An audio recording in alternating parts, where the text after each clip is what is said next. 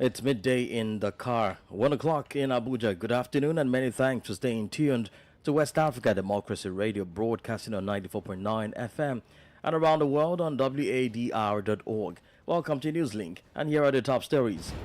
Electoral authorities in Togo begin vote counting after Monday's parliamentary election. The atmosphere in which this election is taking place, a tense atmosphere because of the change of constitution in the middle of the electoral process.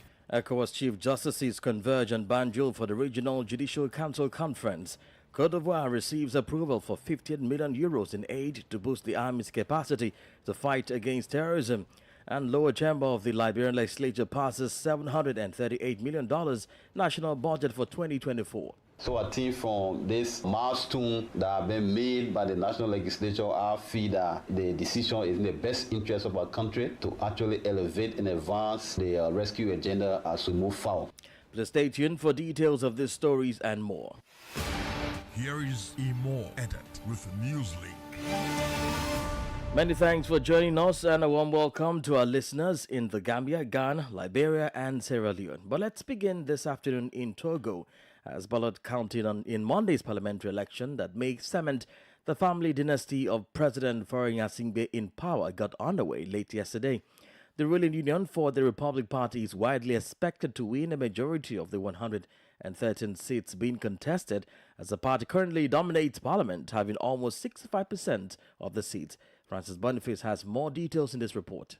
The polls come after a controversial constitutional reform aiming to scrap presidential elections and give lawmakers the power to choose the country's leader was passed.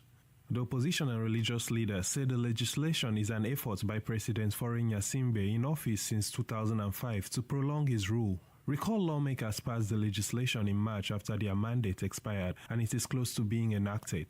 Jean-Pierre Cabre is an opposition leader and parliamentary candidate with Togo's Alliance for Change party. He expresses worry over the turnout.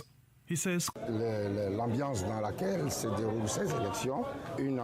atmosphere in which this election is taking place, a tense atmosphere because of the change of constitution in the middle of the electoral process. And we haven't finished denouncing this forfeiture. More than 14,200 polling stations operated nationwide from 7 a.m. to 4 p.m. Togo's authorities sealed the borders on Monday for security reasons and dispatched some 12,000 gendarmes and police officers to safeguard the voting process. Observer missions from the African Union, among other organizations, were authorized to monitor the vote. Volunteer observers with the Catholic Church in Togo, however, were not allowed to monitor the election. The results are expected in the coming days. Francis Boniface reporting there. The Gambian capital of Banjul is hosting senior legal professionals from West Africa for the ECOWAS Chief Justice's judicial meeting. The three-day meeting, which began on Monday, brings together judicial chiefs and will enable discussion around common challenges facing the administration of justice in the sub-region. WDL Sankuli Janko was at the opening ceremony and filed this report. Chief Justices from Nigeria, Sierra Leone, Ghana, Guinea-Bissau, Benin and the Gambia attended the three-day event, which serves as a vital platform for regional collaboration and exchange of ideas. The gathering aims to advance the rule of law, promote judicial independence and enhance access to justice within the West African sub-region. Justice Olukoyede Ariwola is the Chief Justice of Nigeria and the Chairman of the ECOWAS Judicial Council. I would like to assure you that ECOWAS Judicial Council's management, under my leadership, will continue to pay special attention to addressing situations that threaten the judiciary system in West Africa and organization of our Community Court of Justice. For his part, the Chief Justice of the Gambia, Hassan B. Jallo, highlights the need for access to justice for ECOWAS citizens. Access to speedy and quality justice by ECOWAS citizens is no doubt an important element of the good governance to which the organization is committed and which it has been actively promoting in our region. It is thus fitting and imperative indeed that we continue to strengthen the Judicial Council in its mandate and in that way improve the operational efficiency of the ECOWAS Community Court of Justice. Meanwhile, the ECOWAS representative in the Gambia, Ms. Miata Lilo French, underscores the importance of the ECOWAS legal systems amid the regional challenges. In the face of insecurity, political and financial contestations, and other varieties of issues, including what I refer to as new crimes that are facilitated by technology, needing legal interventions in the ECOWAS region. The Judicial Council has a pivotal role. It is expected by the end of the Council's meeting, participating Chief Justices will have engaged in constructive dialogue to address common challenges facing the administration of justice in West Africa. Also on the agenda is a review of the rules of procedure and other laws relating to the ECOWAS Code of Justice. For Newslink on West Africa Democrats Radio, I'm Sankula Janko reporting from Banjul. The Senegalese head of state, Bashir Diomaye Faye, is expected in Guinea-Bissau today on a friendly working visit. In a press release, the government information officer points out that this trip follows on from the president's first trips to Mauritania and the Gambia. According to the same source, Diomaye Faye's latest trip is part of a drive to strengthen the historic ties of good neighborliness and socio-cultural cross-fertilization between Senegal and its neighbors. Senegal and Guinea-Bissau enjoy cooperative relations in several areas, including security, culture, and fisheries. In Mali, Abdel Kader Maiga, a close associate and advisor to Prime Minister Shigel Maiga, was sentenced on Monday to 2 years in prison, one of which was unsuspended. He was found guilty of public insults and defamation following remarks made against members of the M5 movement of the Prime Minister and senior army officers. He was arrested last March following the broadcast of a video on social networks in which he accused certain M5 leaders and military personnel of destabilizing Prime Minister Shigel Maiga. Meanwhile, the armed forces said it has neutralized Abu Huzaifa, also known as Hugo, an international terrorist leader during a large-scale operation in the northern region of Gao. The United States had placed a $55 million bounty on his head because of his involvement in the attack that led to the death of American soldiers in Niger in 2017. More stories coming up on West Africa Democracy Radio. Newslink continues. Well, talking about Niger, lawyers of the opposed President Mohamed Bazoum are calling on the state court not to issue its ruling on May 10. While the court is due to rule in about 10 days on whether to lift Bazoum's immunity in order to try him for high treason, his defense is calling for prior consultations to better prepare. Ogabirika tells us more. Mohamed Bazoum's lawyers want more days to prepare their client defense. In a document, the defense of the deposed president of Niger asked the state court to reopen the debate to allow them access to the file. In the same note, Mohamed Bazoum's lawyers call for the compliance with the various texts ratified by Niger, which requires strict respect for the rights of the defense. The Lawyers Collective is therefore asking the magistrate of the state court not to deliver their verdict on May 10. They invite them to, and I quote, make history. In reference, the defense of the president, overthrown by the CNSP, is calling on the judges of the court to draw inspiration from a decision by the Nigerian Constitutional Court in 2009. It had then rejected the referendum called by former President Mamadou Tanja to amend the constitution. Ogabirika further reports. Still in the Sahel, Reporters Without Borders has denounced the suspension of about 9 international media channels in Burkina Faso by the military authority. The High Council for Communication, CSC, accuses them of having covered the Human Rights Watch report on the massacre of 223 civilians, including 56 children, in 2 villages in the northwest of the country. Saidibou Marong is the director of Reporters Without Borders in West and Central Africa. By the end of the day, we are now at a dozen of media which now are not accessible in Burkina Faso since nearly December 2022, like 3 months when Captain Ibrahim Traore and his junta, they came to power, which means that the fact of publishing information with public interest and also sharing them is also now related to censorship in Burkina Faso, is what we have seen. That's why we think in less than 48 hours, 2 days, it's blatant disregard of what we can consider as the right to information. And this shows how far the authorities, the junta in Burkina Faso, can go in violating the right to information. And that's why we at Reporters Without Borders, we have denounced these extremely heinous decisions and a very abusive decision And we have called on the authorities that the fact of publishing information of public interest on the safety must not be a kind of a way to lead to the worst attacks against media we have recorded these last months in the country. And that's why we have called on them to overturn these decisions and then to let these websites to be functional in order to allow the populations to have access to pluralist information. In a statement issued on Saturday, Burkina Faso's Minister of Communication, Jean-Emmanuel Wadr, reacted to the Human Rights Watch report. He stated that Burkina Faso firmly rejects and condemns such unfounded accusation. The Ivorian Armed Forces is benefiting from a €15 million European Union assistance. The fund, adopted by the EU Council on Monday, is meant to strengthen its military support and fight against terrorism in Côte d'Ivoire. As Augustine Coley reports, this approval followed shortly after a visit to the country last week by President of the European Council, Charles Michel. The European Union Council hopes to assist the Ivorian Armed Forces in strengthening its operational capabilities, particularly in the fight against terrorism. Adopted on Monday, the €15 million aid to Côte d'Ivoire will further assist the army in securing areas close to land borders and fighting against non-state armed groups attempting to destabilize the region.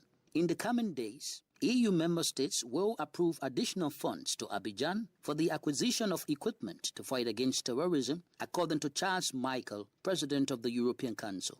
The additional grant details the purchase of military hardware such as drones, vehicles, and equipment to enhance information and intelligence sharing. Michael had promised the Ivorian President Alassane Ouattara EU's support during his visit to the country last week as part of his tour to the sub-region.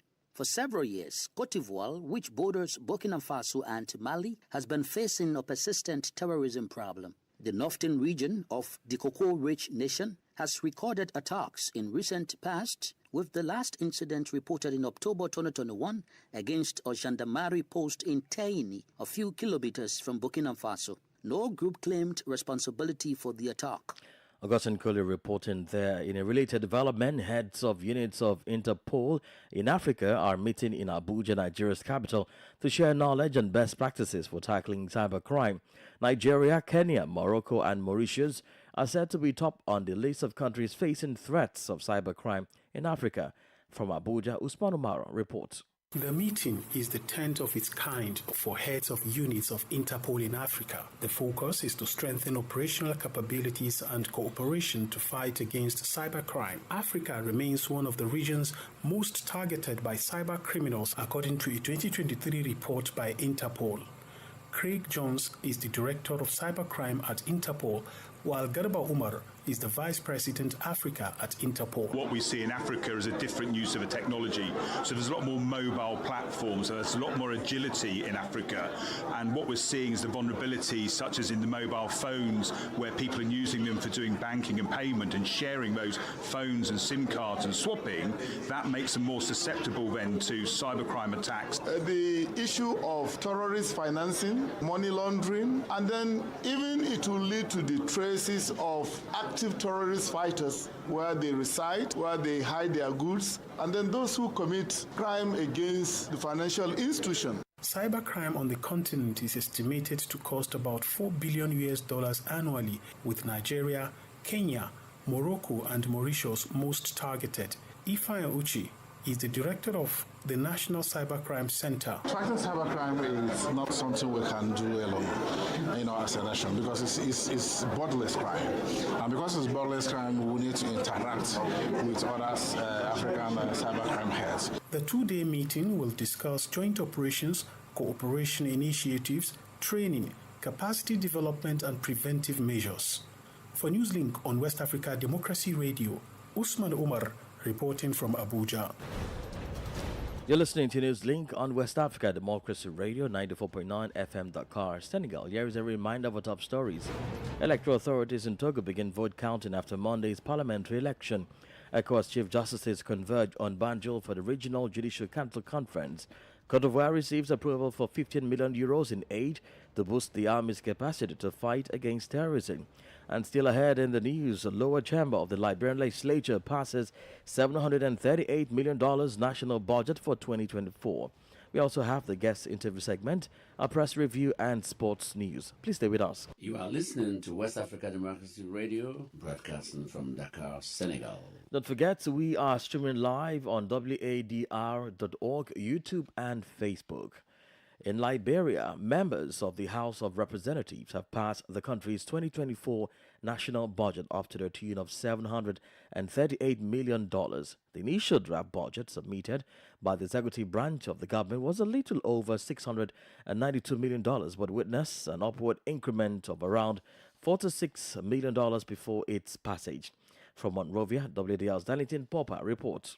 Speaking during the passage of the instrument Monday, Chairperson of the Legislative Joint Committees on Ways, Means, Finance and Public Accounts, Dilson Sibo outlined the sector's priorities to include health, education and public sector investment, among others. The budget is the driver of our governing policy. It means that we are going to be able to spend across all of the lines of the budget, especially on the lines that relate to PSRP, public sector investment. That is the line that actually moves the economy, and so we are expecting to start that spending process. Lawmakers have welcomed the passage of the budget. They believe the new administration will begin proper implementation of its plans once endorsed by the Liberian Senate. So I think from this milestone that have been made by the national legislature, I feel that the decision is in the best interest of our country to actually elevate and advance the rescue agenda as we move forward. House Speaker Funanti Kofa calls for vigorous monitoring of spending entities to ensure projects earmarked in the budget are fully implemented. I want to thank my colleagues for the work you have put into this. I congratulate the Ways, Means and Finance Committee. I ask the Public Accounts Committee to continue vigilant monitoring of expenditures under this budget, to proceed to go ahead and give our people the proper transparency and accountability we need in public expenditure. The over $780 million budget is currently before the Liberian Senate for concurrence and subsequent submission to the President for signing into law. For Newslink on West Africa Democracy Radio, I'm Darlington Popper in Monrovia. Let's head to Ghana now as we bring you some health stories. The Health Service GHS is embarking on a nationwide immunization drive against COVID-19 in its quest to achieve herd immunity. The exercise commenced on the 4th and end on May 9. According to the GHS, while localized outbreaks are absent, sporadic cases continue to be reported. The Secretariat acknowledge improved immunity levels due to vaccination, has underscored the need to sustain these measures until the World Health Organization declares an end to the pandemic. From Accra, Nadia Tete reports. In an interview with local media, Director of Public Health at the Ghana Health Service, Dr. Franklin Isiedubekwe, emphasized that the primary focus remains on robust testing, ongoing vaccination drives, and integrated surveillance systems to monitor the incidence of COVID-19 nationwide. The last death in the country was January 2023. But I think that what we need to put across is that until WHO declares the pandemic over, we'll still be recording cases of COVID. But I want to state that our mainstay of management is to continue vaccination. He disclosed that efforts to integrate SARS-CoV-2 surveillance into existing systems have been useful, aiding in distinguishing COVID-19 from other respiratory illnesses like influenza. Additionally, genomic sequencing of the virus is underway to track variants and inform response strategies. We do our flu surveillance. We pick samples and we send to Gucci. And we test whether you have a flu. Now we've incorporated SARS-CoV-2 into it to test whether you have SARS-CoV-2 or you have the flu. So that's what we are trying to use to track the incidence of COVID in the country. Despite progress in vaccination coverage, health officials stress the importance of maintaining precautionary measures such as mask wearing in crowded or poorly ventilated spaces, along with practicing frequent hand hygiene. Individuals who test positive are advised to self-isolate for a specified period to minimize transmission risk. For West Africa Democracy Radio, Nadia Tete, Accra. This is the newspaper review. Stay abreast and find out what the top stories are in your country. This is the newspaper review. The newspaper review. All right, let's head now to Monrovia as we join Darlington Popper for the newspaper review. For today's edition of Press Review, we begin with the front page Africa newspaper. Finally pass House passes national budget. We see the photographs of several lawmakers voting in the chambers of the House of Representatives. Stay on the front page Africa newspaper. My sight is blurred. Businessmen threatening to drag LDEA boss to court. And this is a businessman who accused the head of the Drug Enforcement Agency, Abraham Kroma, of pepper spraying his eyes, and according to him, his eyes are blurred. The New Dawn newspaper is next. CDC warns government. We see the photographs of several partisans of the opposition Congress for Democratic Change on the front page of the New Dawn newspaper. UP alarms. National emergency over scramble for jobs. We see the photograph of President Joseph Yuma Boakai and scores of partisans of the Unity Party on the front page of the New Dawn newspaper. Businessman threatens to drag LDEA to court. That's the Liberia Drug Enforcement Agency. The rest of the articles on the back page of the New Dawn newspaper are all advertisements. From the New Dawn newspaper, the Heritage newspaper is now our last stop for today's edition of Press Review. As LTA Commissioner Warity weighs in on ongoing LTA saga. House passes 2024 calendar budget at over US $743 million. We see the photographs of Speaker Fonati Kofa, Deputy Speaker Thomas Fala, and other lawmakers on the front page of the Heritage newspaper. On the back page quickly, CSA inspired by visit of top personalities at the Civil Service Agency. La Cosa College of Education stands tall among several universities. Government initiates effort to raise over $1 billion United States dollars in domestic revenue. That is how we love to conclude today's edition of Press Review. Before we go, these are the newspapers we actually followed on today's edition. We followed the front page Africa newspaper, the New Dawn newspaper, and the Heritage newspaper was our last stop. On that note, thank you so much for following Press Review, and bye-bye. Indeed, many thanks there, Darlington Popper, for the newspaper review. Politics, analyses on major news, social matters, and all. This is a guest. Well, expectations remain high as counting in Monday's parliamentary election in Togo gets underway. In this segment of our guest interview, Mari Josiane Nga, Francophone Project Coordinator of Wadr Network, takes a look at the conduct of the elections and its likely outcome. There has been a very controversial constitutional amendment that shifts the current presidential system to a parliamentary system, and it has raised a lot of critics from the civil society and other pro-democratic actors in Togo. But what is interesting to note is the political tension around the adoption of those changes and the muzzling of dissenting voices that has been happening in Togo. It seems like in Togo, dissenting voices cannot really enjoy their right to freedom of expression and peaceful assembly. As a matter of fact, authorities banned demonstrations planned by political parties and CSOs, I think around the period of April 11th, to protest the amendment of the Constitution. So also in that same context of elections, there has been a lot of crackdowns on human rights denounced by a lot of organizations. There has been some arbitrary arrest and detention according to organizations like Amnesty International. Do you think the voices of the people will count in this? We really expect that the voices of the people will count during those elections. And we hope, even though it will be difficult to really trust the process in that kind of context where dissenting voices are muzzled and demonstrations and freedom of expression is not allowed, but nevertheless we trust the different observations mission on the ground. Already informations that we receive is that there is quite appreciable voter turnout and the election is going on peacefully. However, what is really alarming is the level of human rights crackdown and freedom of expression repression that is going on. What were the concerns about the Constitution amendment? One of the main concerns about the Constitution amendment is on the process. In fact, citizens of Togo have not been included in the adoption of the new Constitution. They have not seen the text before, and the new Constitution has just been adopted by the National Assembly. Then another concern is on the legitimacy of the National Assembly, which has expired since December 2023.